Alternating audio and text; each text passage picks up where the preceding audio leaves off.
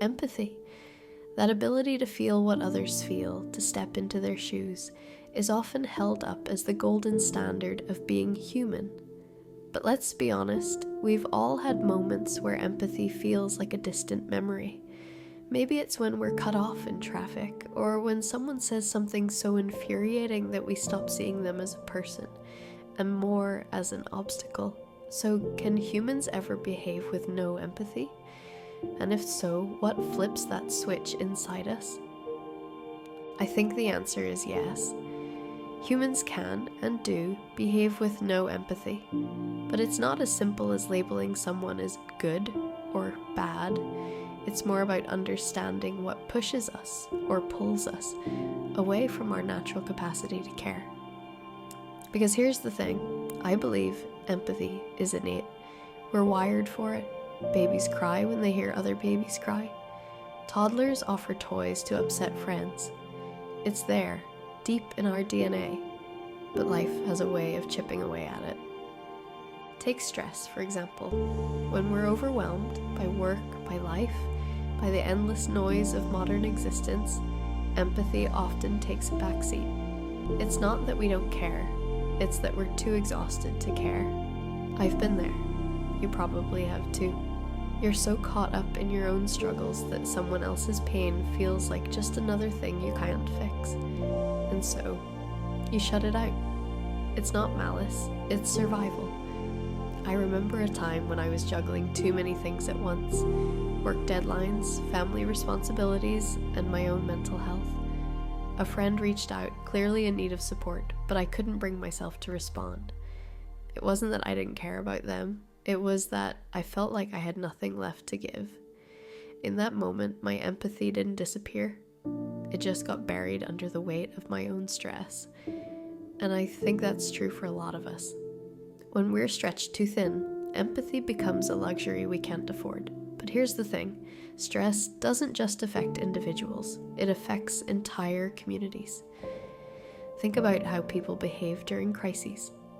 When resources are scarce, empathy often takes a backseat to survival. I saw this during the early days of the pandemic, when people hoarded toilet paper and hand sanitizer. Was it selfish? Sure, but it was also human.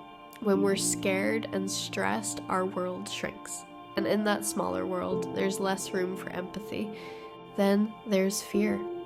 Fear is a huge empathy killer. When we're scared of losing something, of being hurt, of the unknown, we become selfish. It's like a primal instinct takes over. Suddenly, it's not about us, it's about me.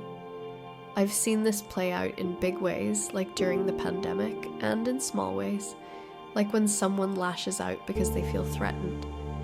Fear narrows our world, and in that narrow space, empathy struggles to breathe. I think about how fear shapes our relationships too. Have you ever been in an argument where you stopped listening to the other person because you were too busy defending yourself? I have.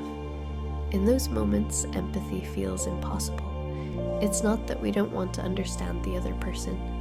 It's that we're too afraid of what might happen if we do. Fear makes us defensive, and defensiveness is the enemy of empathy. And then there's the fear of the other. When we're afraid of someone, because they're different, because they challenge our beliefs, because they represent something we don't understand, it's easy to turn off our empathy. We see this in politics, in religion, in every kind of tribalism. The moment we start seeing someone as other, empathy becomes a casualty. But what about those who seem to lack empathy entirely? The ones who hurt others without a second thought? I think that's where things get complicated. Some people are born with brains that don't process empathy the way most of us do. Psychopathy, for instance, isn't just a lack of empathy. It's a rewiring of how someone sees the world. And while it's easy to label these individuals as monsters, I wonder if that's too simplistic.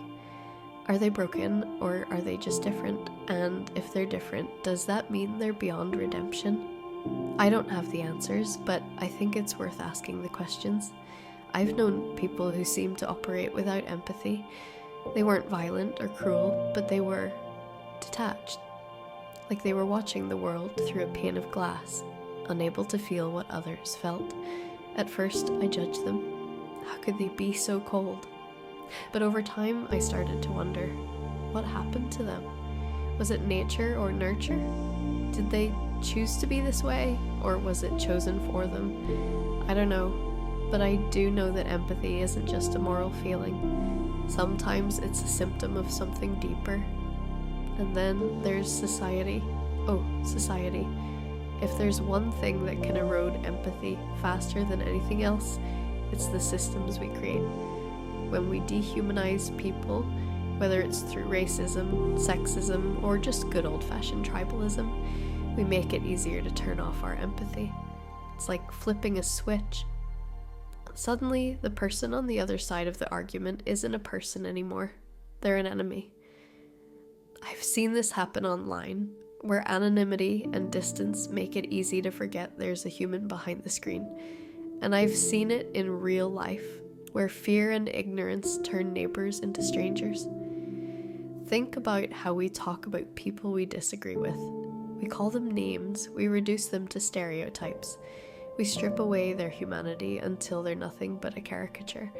And once that happens, empathy becomes impossible. How can you care about someone you don't even see as human? I've caught myself doing this, and it's always a wake-up call. It's so easy to fall into the trap of us versus them, but every time we do, we lose a little bit of what makes us human. But here's the thing that gives me hope.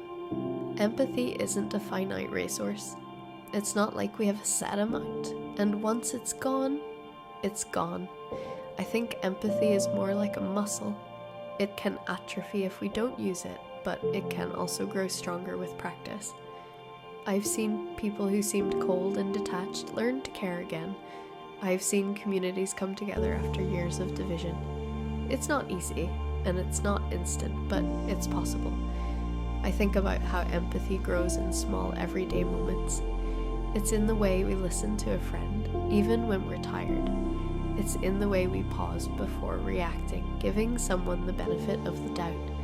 It's in the way we challenge ourselves to see the world through someone else's eyes, even when it's uncomfortable. These moments might seem small, but they add up. They remind us that empathy isn't just a feeling, it's a choice. So, can humans ever behave with no empathy? Yes, absolutely. But I also believe that empathy is never truly gone. It's just buried, under stress, under fear, under layers of pain and prejudice. And if we can dig through those layers, if we can remind ourselves of the humanity in others, maybe we can find it again.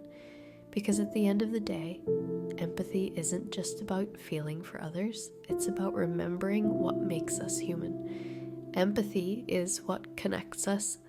It's what makes us care about the people we love, but it's also what makes us care about strangers. It's what drives us to help, to heal, to build a better world. And in a time when the world feels more divided than ever, we need empathy more than ever. Not just as a feeling, but as a practice, as a choice, as a way of being.